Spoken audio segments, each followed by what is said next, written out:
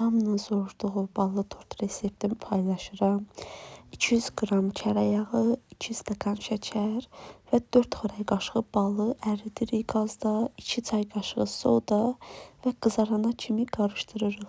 Tam qızarır, istədiyimiz rəngi alıb götürürük, tökürük qaba soymağa. Tam soyuyandan sonra 4 ədəd yumurtanı tək-tək əlavə eləyib mikserlə qarışdırırıq.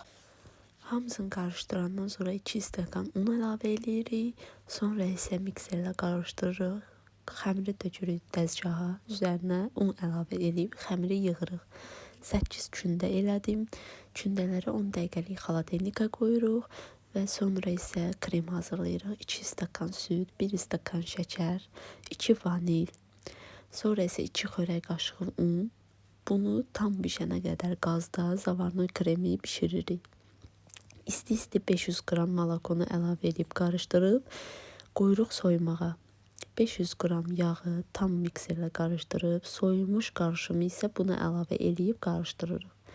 Xəmirimizi belə kəsib bişiririk. Sonra isə bu formada yığırıq.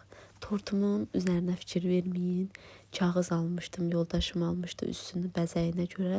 Tam yapışdırmadım deyənə düzgün eləmədim. Çox da yaxşı çıxmadı, amma tortun özü çox mükəmməl, çox dadlı.